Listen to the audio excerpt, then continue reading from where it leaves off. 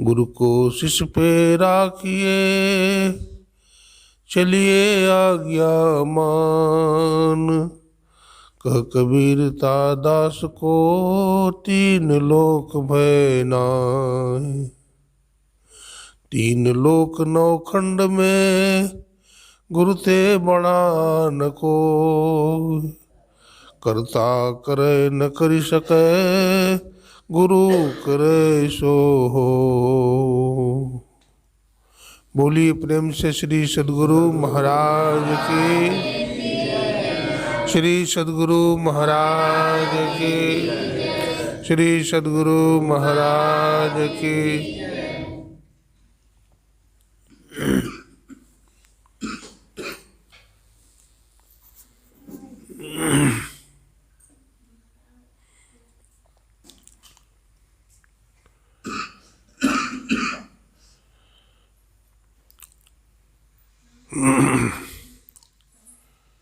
अव्यक्त रूप में अनंत श्री विभूषित परमाराध्य ब्रह्मलीन गुरुदेव की त्रैलोक पावन पाद पदों में कोटि कोटि नमन। इस आश्रम के संस्थापक सतलोकवासी ब्रह्मलीन स्वामी नित्यानंद जी महाराज के चरणों में कोटि कोटि नमन, कोटि कोटि प्रणाम। और उन्हीं के शिष्य हमारे प्रिय तपोनिष्ठ स्वामी संतानंद जी महाराज, साधु समाज, साधक वृंद,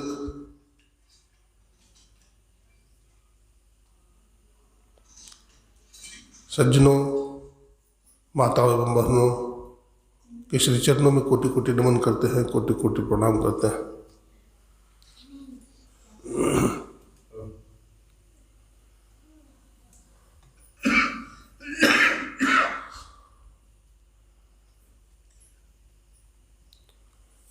वास्तव में यह आश्रम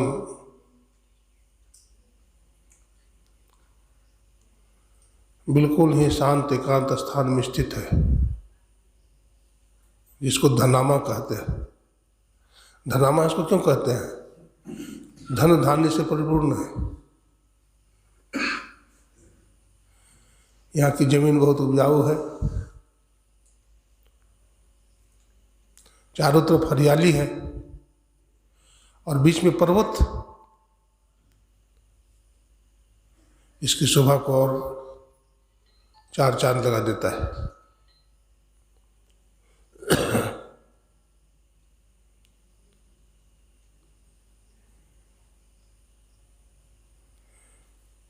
एक कृषि प्रधान आश्रम होते हुए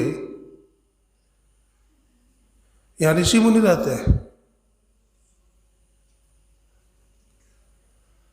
छोटे छोटे नन्हे नन्हे बटुक ब्रह्मचारी बच्चे हैं, दिख रहे हैं, ऋषि मुनि हैं,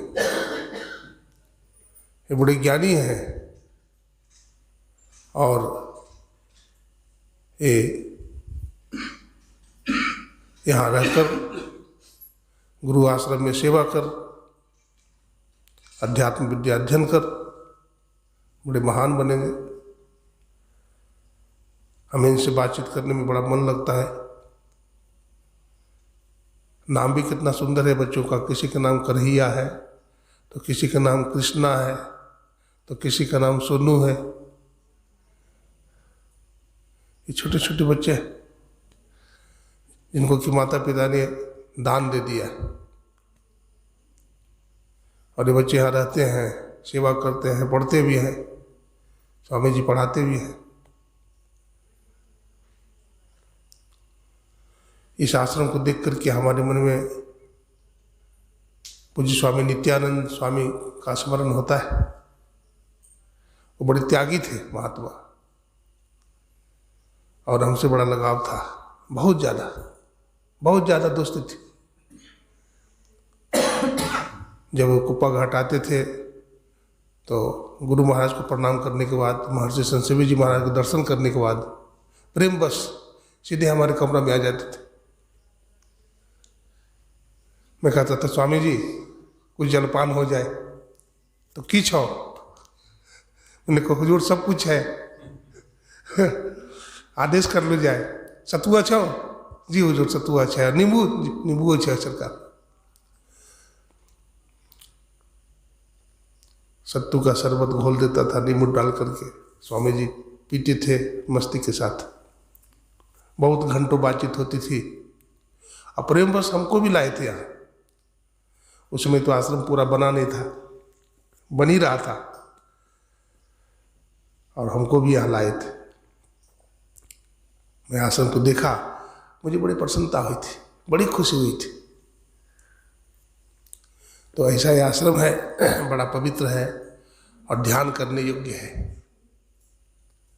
हमें भी यहाँ बड़ा मन लगता है। जब स्वामी जी का फोन आया, स्वामी शांतानंद बाबा का, धर्मानंद ने उठाया, तो मैंने कहा हाँ कह दीजिए आएंगे। यद्यपि हमारा देश विदेश का प्रोग्राम भी लोग लेने के लिए तैयार है, लेकिन वहाँ का प्रोग्राम मैंने नहीं दिया, और बड़े बड़े नगरों का, शहरों का प्रोग्राम मैंने नहीं दिया, लेकिन यहाँ का प्रोग्राम के लिए एक बार में मैंने स्वीकृति दे दी है। यहाँ हमको भी बहुत अच्छा लगता है, बड़ी शांति मिलती है। भाग दौड़ की दुनिया से अलग ये आश्रम निराला है।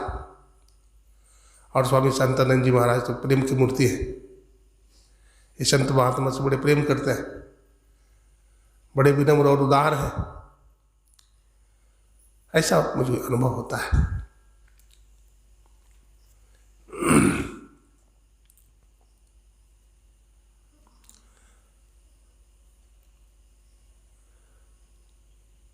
मानव का जीवन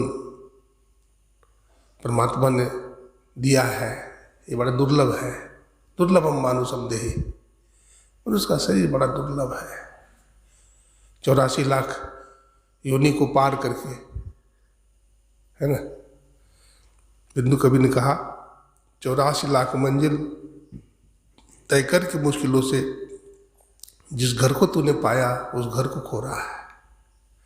84 लाख मंजिल पार करके ये हमें मानव का शरीर मिला है। कहते हैं जिस घर को तूने पाया उस घर को खो रहा है। परमात्मा तो दिया, लेकिन हम साधन भजन से हीन हैं, सत्संग नहीं करते हैं, ध्यान नहीं करते हैं। मनुष्य होते हुए भी हमें मनुष्यत्व नहीं है, मानवता नहीं है, हम खो रहे हैं इसको। परमात्मा ने कोई अमानत दिया हमें, है, और हम उससे सही काम नहीं किए, तो परमात्मा भी कहेंगे कि चलो भाई, मैंने मानव शरीर रूपी रत्न तुमको दिया और कहा संसार सागर से पार हो जाना, लेकिन तूने वो काम नहीं किया, तूने दूसरा ही काम किया। इससे तुमने अपना स्वार्थ सिद्ध किया, इसलिए ये मानव का शरीर लौटा दो। परमात्मा मनुष्य का शरीर छीन लेंगे, गाय बैल हाथी घोड़ा बना देंगे। तो ये मानव का शरीर जो हमें मिला है, जिस कार्य के लिए मिला है, उस कार्य के लिए इसका प्रयोग होना चाहिए। अभी सुन रहे थे, बड़े भाग मानुष तन पावा, बड़े भाग से मनुष्य का शरीर मिलता है। सुर दुर्लभ सदग्रंथन गावा, देवी देवताओं को भी दुर्लभ है मानव का शरीर। देवी देवता को दुर्लभ है मानव शरीर। हमारे स्वामी नित्यानंद जी महाराज इस बात को समझे, विचारे और बतलाते हैं। जहाँ उनकी कुटिया थी, स्वामी नित्यानंद जी महाराज जहाँ भजन करते थे मचान पर, उसके नीचे भालू रहता था।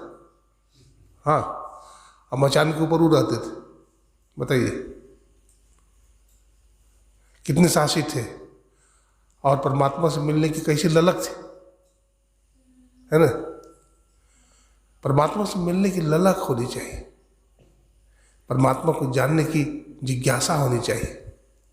तभी तो कहा गया अथातो ब्रह्म जिज्ञासा, ब्रह्मसूत्र में कहा गया अथातो ब्रह्म जिज्ञासा, ब्रह्म की जिज्ञासा होनी चाहिए।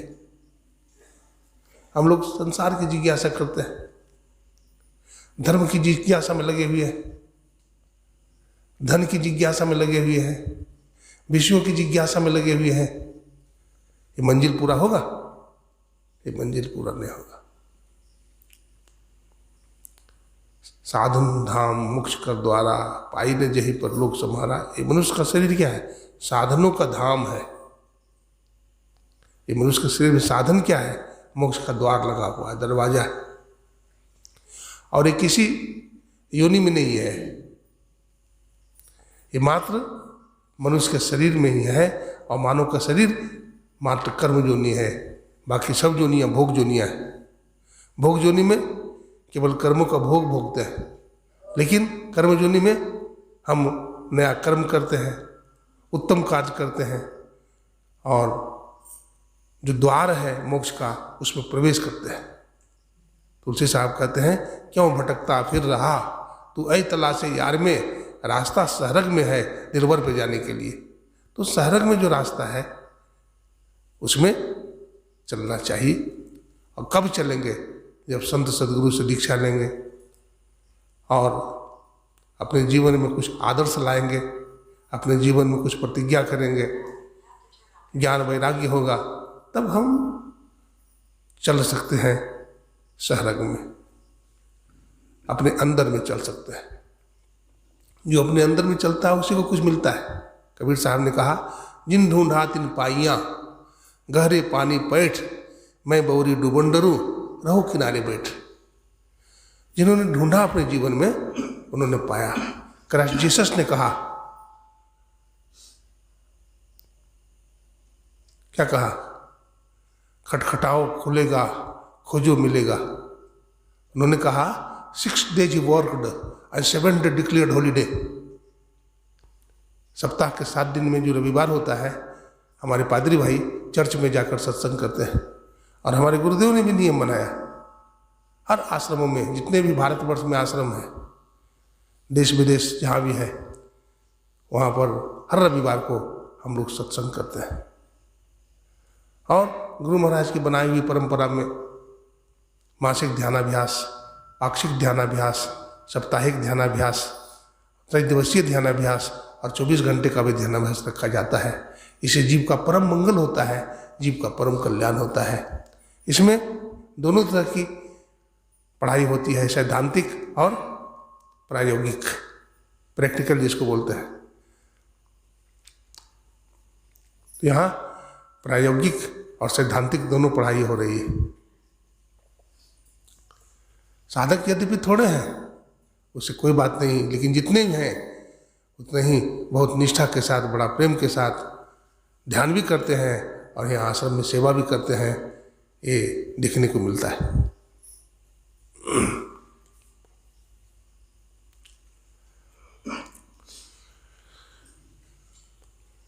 मनुष्य का शरीर को गोस्वामी तुलसीदास जी ने नाव कहा। नर्तन भव वारिद कर बेरो, सन्मुख मरुत मनुग्रह मेरो, करण धार सदगुरु दृढ़ नावा, दुर्लभ साज सुलभ करी बाबा। मानव का शरीर क्या है? उसका नाव है। संत सदगुरु मल्लाह है और ईश्वर की कृपा अनुकूलित वायु है। 3 सूत्र है। मानव का शरीर नाव है, संत सदगुरु मल्लाह है, ईश्वर की कृपा अनुकूलित वायु। किसी को नाव मिल जाए और यदि मल्लाह न मिले तो पार हो जाएगा? नहीं हो सकता है।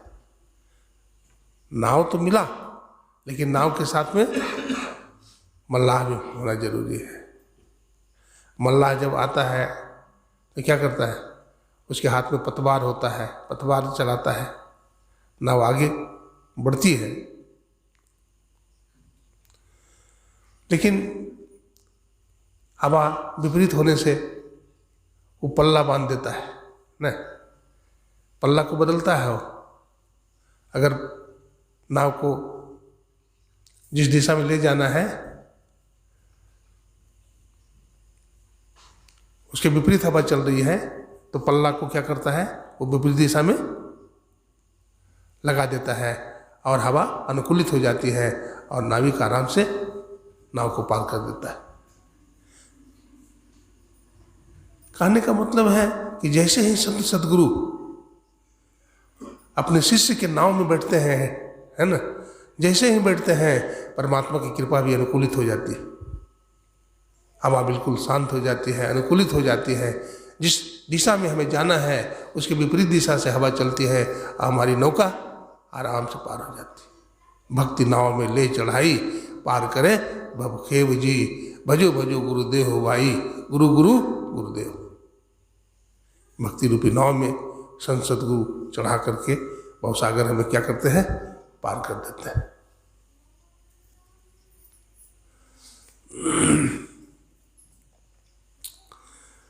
हमारा देश भारतवर्ष अभी सुन रहे थे, ऋषि प्रधान देश होते हुए कृषि प्रधान देश भी है।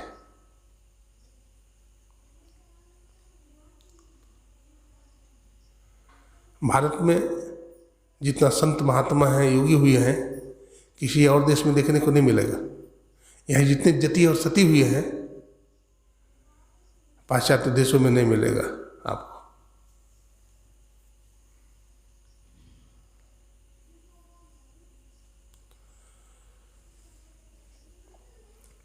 अपने देश में हिंदू धर्म के सबसे अंतिम राजा का नाम था हर्षवर्धन।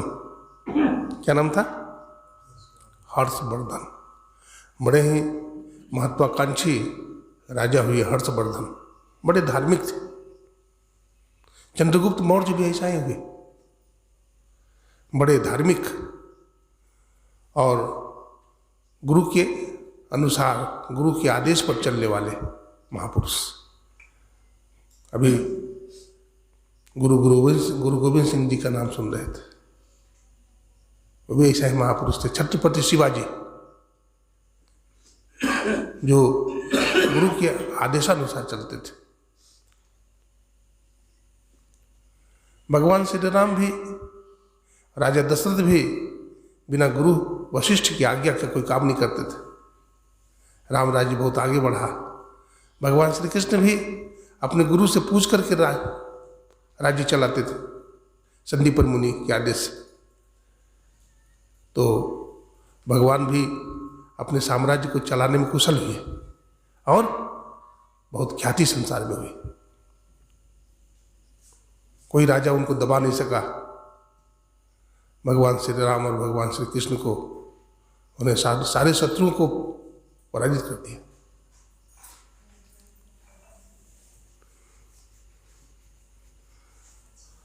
गुरु का आदेश पालन करना बहुत जरूरी है, क्योंकि वही हमारे कर्णधार हैं, वही हमारे मोक्ष के द्वार को खोलने वाले हैं, वही हमारे सच्चे मित्र हैं। उनके समान कौन हो सकता है? इस बात का पता हमें सत्संग से चलता है। जब हम ध्यान करते हैं तो हमें ऐसा लगता है कि किसी का हाथ हमारे माथे पर है। हनुमान जी महाराज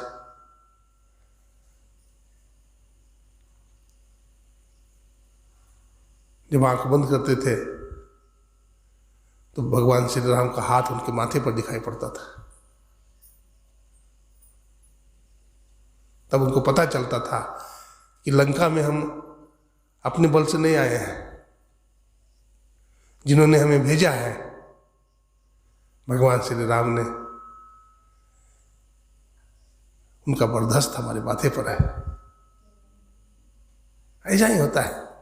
हमारे जीवन में जो भी तरक्कियां हैं, हमारे जीवन में जो भी उन्नतियां हैं, हमारे जीवन में जो भी प्रोग्रेस है, इसका कारण मात्र सदगुरु है। गुरु कर्णधार है, गुरु जीव के सच्चे मित्र है, भटका हुआ मुसाफिर को मंजिल पर पहुंचाने वाले गुरुदेव हैं। हर्षवर्धन की बात मैं कर रहा था, राजा हर्षवर्धन। राजा हर्षवर्धन धर्मात्मा राजा हुए। सुबह में स्नान करते थे वो, तो उनका जो नौकर था, सेवक, वो एक सरोवर से जल भर करके लाता था। आज उनका सेवक बीमार हो गया था, तो उनकी जो पुत्री थी, बेटी थी, वही जल ला करके दी एक सरोवर से। हर्षवर्धन जब स्नान करने लगे तो देखा कि जल बड़ा सुगंधित है। ये जल तो बड़ा सुगंधित है, लगता है तगर, चंदन और गुलाब की सुगंधी आ रही है, दैवीय सुगंधी है, दैवीय आभा है। उनका मन बड़ा प्रसन्न हो गया, उनका शरीर से सुगंधी आने लगी। उन्होंने अपने सेवक को बुलाया, बोला भाई सेवक बताओ, आज तूने कौन सा सरोवर से जल लाया है? ये जल बड़ा सुगंधित है, ये बड़ा दैवीय जल है। उन्होंने कहा महाराज मैं तो बीमार था, आज हमारी बेटी सरोवर से जल लाई, तो बेटी को बुला सकते हो? बोला हाँ बुलाऊंगा। अपना बेटी को बुलाया। बेटी बोली यहाँ से 2 किलोमीटर दूर है सरोवर। तो राजा साहब ने कहा रथ तैयार करो। दो रथ तैयार किया गया। एक रथ पर राजा हर्षवर्धन बैठे और दूसरा रथ पर उनका सेवक और उनकी बेटी बैठी। रथ आगे निकला, सेवक का रथ आगे निकला क्योंकि रास्ता बताना था। सेवक का रथ आगे, राजा साहब का रथ पीछे। जब उनका सेवक उस सरोवर के पास पहुंचा तो रथ से कहा नीचे उतरा। राजा साहब भी रथ से नीचे उतरे। सरोवर के पास जैसे ही जाते हैं तो सुगंधित हवा चल रही है।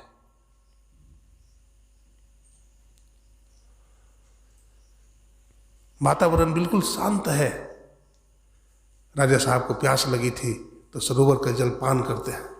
जैसे पीते हैं जल, तृप्त हो जाते हैं राजा।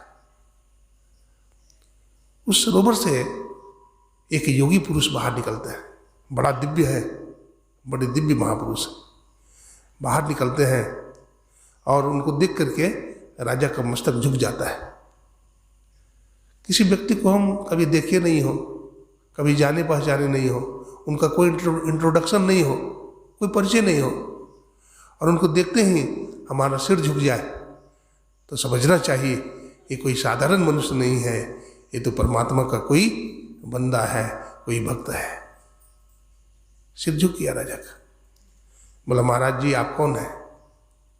आपके दर्शन से हमारा मन बड़ा प्रसन्न हुआ, आप बताएं। उन्होंने कहा मैं इसी सरोवर में रहता हूं, इसी सरोवर में स्नान करता हूं, इसी में चरणों को धोता हूं और इसी में गुफा बना करके मैं ध्यान करता हूं। अंदर में, नीचे में मैं सदा ध्यान में रहता हूं। इसी कारण है मैं योगामृत में रहता हूं, मैं योग हृदय में रहता हूं, इसलिए इसका जल भी बड़ा पावन और पवित्र है।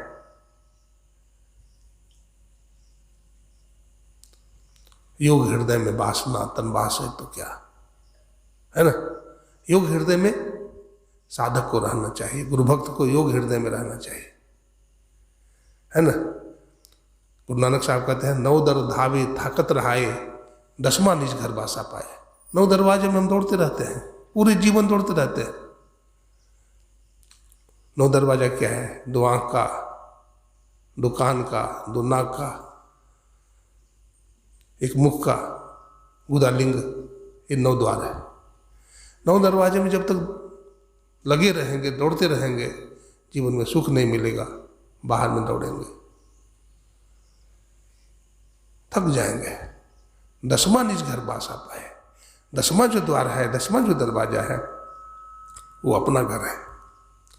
गुरुदेव लिखते हैं निज घर में निज प्रभु को पावे, अति हुलसावे ना। अद्भुत अंतर की डगरिया, जहाँ पर चलकर प्रभु मिलते, दाता सदगुरु धन्य धन्य जो राह लखा देते। वो सदगुरु रास्ता हम लोगों को लखा देते हैं, रास्ता हमें बतला देते हैं, जो अंदर का रास्ता है, जो परमात्मा प्राप्ति का रास्ता है। और चलत पंथ सुख होत महा है, उस रास्ते में चल करके बहुत सुख होता है, बहुत आनंद मिलता है। हम सब शरीरों को पार कर जाते हैं, हमारा सब कपड़ा उतर जाता है। देखिए कपड़ा पहनने से ही आदमी सुंदर नहीं होता है, कपड़ा उतारने से ज़्यादा सुंदर होता है। ये संत महात्मा जो हुए हैं ये कपड़ा को उतारे, आप कहेंगे कौन सा कपड़ा? हम लोग स्थूल शरीर में हैं, फिर सूक्ष्म शरीर है, फिर कारण शरीर है, फिर महाकारण शरीर है, और फिर कैवल्य शरीर। तो इन सब शरीरों को, जो जड़ शरीर है और चेतन शरीर है, इसको उतारिए। तो जो उतारेंगे तो आप बड़े निर्मल हो जाएंगे, आप बड़े अच्छे दिखेंगे, आप बड़े सुंदर दिखेंगे। सत्यम शिवम सुंदरम, आप बड़े सुंदर दिखेंगे। साधन भजन करने वाला आदमी बड़ा सुंदर हो जाता है, योगी बड़ा सुंदर हो जाता है। तो ये ध्यान की कमाल है।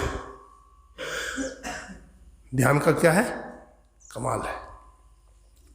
तो संत महात्मा अपने जीवन में अपने लक्ष्य को पहचाने, भजन साधना किए, सत्संग किए और सदाचार सुचाचार का पालन करके वे महान हो गए, महान हो गए। अपने देश में एक दृष्टांत नहीं है, अनेकों दृष्टांत है। अपने देश में बाबा नामदेव जी महाराज हुए, नाम सुने होंगे बाबा नामदेव।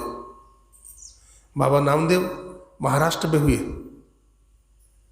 उनकी बड़ी ख्याति हुई, बहुत अच्छे संत हुए नामदेव जी महाराज। विट्ठलनाथ का मंदिर में रहते थे नामदेव जी महाराज, तो वहाँ पर सत्संग किया करते थे। उस आश्रम में बहुत सारे भक्त लोग आते थे।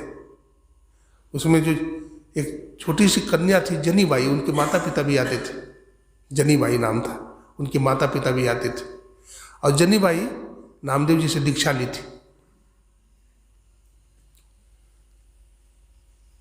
वो 6 साल की थी जनीबाई, अपने माता पिता के साथ स्वामी नामदेव जी महाराज का सत्संग सुनने आती थी। सत्संग की जब समाप्ति हो गई तो सब लोग अपने अपने घर जाने लगे। जनीबाई की आंख बंद है। जनीबाई से माता पिता ने कहा, बेटी चलो, अब सत्संग खत्म हो गया, घर चलो। तो जनीबाई बोलती है, हमारा घर तो यही है, हम कहाँ जाएंगे, हम नहीं जाएंगे, वो नकली घर है, असल घर हमारा यही है। बहुत माता पिता ने जोर लगाया, समझाया, बुझाया, लेकिन जनीबाई नहीं मानी। बुद्धिमान लोगों ने कहा, इसे छोड़ दो, इसका दिव्य संस्कार है, बड़ा संस्कारी है, इसे छोड़ दो। अंत में माता पिता ने उसे छोड़ दिया। जनीबाई गुरुजी के, नामदेव जी महाराज की कुटिया में रहने लगी, सेवा करने लगी, झाड़ू लगाना मंदिर में, ठाकुर जी का कपड़ा साफ करना, ठाकुर जी को नहाना धुलाना, उनको वस्त्र पहनाना, उनका श्रृंगार करना, आए गए संत महात्मा की कुटिया में सेवा करना, रोटी बनाना उनके लिए और भजन करना, ये जनीबाई का मुख्य काम था। बतलाते हैं जनीबाई एक दिन झाड़ू लगा रही थी और झाड़ू लगाते लगाते बेहोश हो गई, समाधि लग गई। भगवान विट्ठल आ गए, बेटी बेटी तू थक गई हो, लाओ भाई झाड़ू लगा देता। भगवान विट्ठल झाड़ू लेकर के झाड़ू लगा रहे। एक दिन की बात है, संत महात्मा बहुत सारे आने वाले थे। अयोध्या से, वृंदावन से पैदल परिक्रमा करते हुए 3 दर्जन महात्मा आए। जनीबाई आज बहुत सावधान है, आटा पीस, गेहूँ पीस रही है, चक्की चला रही है। अब बहुत सारा गेहूँ पीसना है, जनीबाई अकेले चला रही, चक्की कितना चलाएगी, थक जाती है, समाधि लग जाती है। विट्ठल भगवान आ जाते हैं, बेटी बेटी लाओ, मैं तुम्हारा सहयोग करता हूँ, तू अकेले नहीं पीस पाएगी। भगवान विट्ठल जो है चक्की चलाने लगते हैं। विट्ठल भगवान को चक्की चलाते चलाते क्या हुआ जानते हैं? पसीना आने लगा। तो गले का जो वैजयंती माला था, हार था, उसको उतार करके चक्की के पास रख दिए। अब चक्की के पास रख दी और भगवान जब गेहूँ पीसा हो गया तो कहते, जनीबाई मैं अब जाता हूँ, अब आटा पूरा हो गया, संत महात्मा की सेवा हो जाएगी, अब बेटी मैं चलता हूँ। भगवान अदृश्य हो गए। लेकिन भगवान अपने वैजयंती माला को लेना भूल गए। वहाँ के जो पुजारी थे, मंदिर में पूजा करते थे, ठाकुर जी का श्रृंगार करते थे, सेवा करते थे, प्रसाद चढ़ाते थे। अब वो जब ठाकुर जी को स्नान करा करके श्रृंगार करने लगे वस्त्र अलंकार पहनाने लगे, स्वर्ण की मुद्रा पहनाने लगे, हार पहनाने लगे, तो देखते हार ही नहीं है, ठाकुर जी का हार खाली। तो हल्ला हो गया कि ठाकुर जी की वैजंती माला की चोरी हो गई, माला की चोरी हो गई। तो कहा किसने चुराया होगा? तो पुजारी जी ने कहा और कौन चुराएगा, जनीबाई चुराई, यही सेवा करती थी। राजा साहब को मालूम हो गया, पुजारी ने राजा साहब को कह दिया। राजा साहब आए तो राजा साहब से पूछा गया कि जनीबाई ने चुराई है, क्या दंड मिलना चाहिए? तो राजा साहब ने कहा मंदिर से सामान चुराना बहुत गलत बात है, फांसी की सजा होनी चाहिए, फांसी का फंदा तैयार करो। जनीबाई के लिए फांसी का फंदा तैयार किया गया। जनीबाई को बुलाया गया, चलो तुम्हारे लिए फांसी का फंदा तैयार है। तो जनीबाई आ जाती है शहर से कि ठाकुर जी की इच्छा जो करे, लेकिन मैं नहीं चुराई हूँ, मैं तो ठाकुर जी की सेवा करती हूँ। वो आती है, फांसी के फंदा पर जो है बैठ जाती है। जनीबाई बैठ तो जाती है, लेकिन फंदा, फांसी का फंदा ढीला पड़ जाता है और वो फांसी से बच जाती है। मंदिर की घंटी, विठलनाथ की घंटी बजने लगती है, आकाशवाणी होती है, रे मूर्खों, जनीबाई हार नहीं चुराई है, हार तो मैं इसकी सेवा करते करते, मैं भक्तों के दास, मैं भक्त के दासों का भी दास हूँ, ये हमारी बड़ी सेवा करती है। जनीबाई हमारी पुत्री है, हमारी बेटी है, परम भक्तिन है। मैं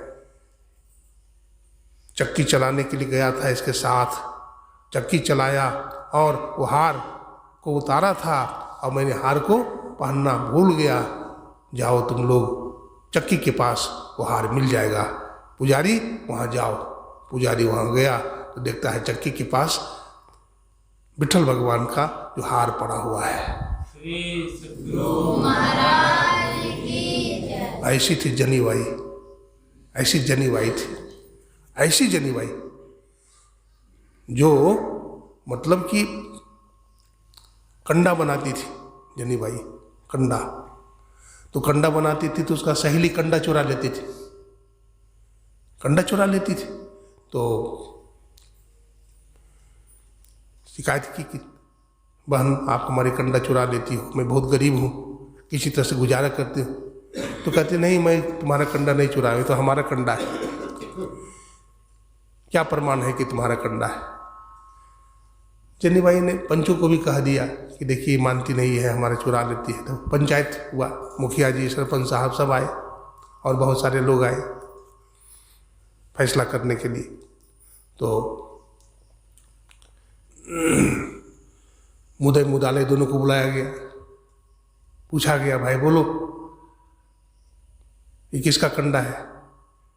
तो जनीबाई बोलती है मेरा कंडा है, उसकी सहेली बोलती है हमारा कंडा है, मैंने नहीं चुराई, ये तो मेरा कंडा है। तो अब इसका नंबर आया जनीबाई का। जनीबाई से पूछा गया तुम्हारा कंडा है तो क्या प्रमाण है बताओ? बोला हमारे कंडा से बिठल बिठल की आवाज़ आती है, इसको कान में लगा कर सुनिए। तो मुखिया जी, सरपंच साहब बारी बारी से कान में लगाते हैं, तो उस कंडा से आवाज़ आती है बिठल बिठल बिठल। इससे बड़ा प्रमाण क्या होगा? सरपंच साहब, मुखिया जी ने कह दिया हाँ जनीबाई का कंडा तू ही चुराती है, ये जनीबाई का कंडा है, इससे बड़ा प्रमाण और क्या हो सकता है? क्या हो सकता है? तो ऐसा भजन देखिए, खत्म कर रहा हूँ। भगवान श्री कृष्ण के समय में, भगवान श्री कृष्ण भी सत्संग करते थे। अब भगवान श्री कृष्ण के समय में एक मंदिर था ठाकुरबाड़ी।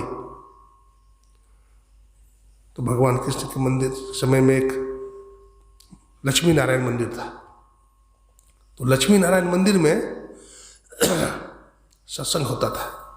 तो बहुत सारे सत्संगी लोग, भक्त लोग वहाँ सत्संग करने जाते थे। तो क्या हुआ जानते हैं? जो सत्संग वहाँ चल रहा था, वहाँ भूकंप आया था। तो भूकंप में इतना जोरों का भूकंप हुआ कि मंदिर गिर गया, नीचे ढह गया और जितने लोग बैठे हुए थे सब दब कर मर गए। भगवान कृष्ण का एक भक्त था, चोखा मेला, परम भक्त था, वो भी उसमें दब कर मर गया था। तो भगवान ने एक दूसरे मित्र को बुलाया, एक दूसरे भक्त को बुलाया और कहा कि देखो जी, कल लक्ष्मी नारायण मंदिर में सत्संग हुआ था, बहुत सारे भक्त लोग वहाँ सत्संग करने गए थे और बहुत से लोग दब करके मर गए। उसमें हमारा एक परम भक्त चोखा मेला भी था, वो भी दब करके मर गया है। तुम एक काम करना, उसकी हड्डी तुम ले आना। तो भक्त ने कहा कि हम कैसे समझेंगे कि चोखा मेले की हड्डी है, वहाँ तो बहुत सारी हड्डियाँ होगी। बोला देखो, हमारा भक्त चोखा मेला की जो हड्डी होगी उसको कान से लगाओगे तो बिट्ठल बिट्ठल की आवाज़ आएगी, तो समझ लेना श्री कृष्ण की आवाज़ आएगी, तो समझ लेना यही हड्डी। वो चला गया, देखा बहुत सारी हड्डी है, बार बार हड्डी को उठावे फिर रख दे, हड्डी को उठावे रख दे। एक हड्डी चमक रही थी, प्रकाश निकल रहा था। उस हड्डी को जाके उठाता है, कान से जैसे ही लगाता है तो श्री कृष्ण की आवाज़ आती है। वो हड्डी को उठा लेता है, अब भगवान श्री कृष्ण के पास लेकर चला जाता है कि भगवान यही चोखा मेला की हड्डी। कहा तूने सही पहचाना। देखिए, हम इतना साधन करें, इतना जप करें, इतना भजन करें कि हमारी हड्डी से भी गुरु की आवाज़ निकले, हड्डी से भी भगवान की आवाज़ निकले। तो ये तभी संभव है जब हम मानव जीवन की सार्थकता को समझ जाएंगे, हमारे अंदर जो दरवाज़ा है 10वां दरवाज़ा, उसमें प्रवेश करेंगे, बड़ा पवित्र भाव से रहेंगे, सदाचार शिष्टाचार का पालन करेंगे, पंचपाप से अपने आप को बचाएंगे, तो एक न एक दिन हम जरूर उस दरवाजे में पहुंच जाएंगे और हमारा जीवन का जो दुख है वो सदा के लिए समाप्त हो जाएगा। इन्हीं शब्दों के साथ आज का सत्संग मैं समाप्त कर रहा हूँ। बोलिए प्रेम से श्री सद्गुरु महाराज की जय।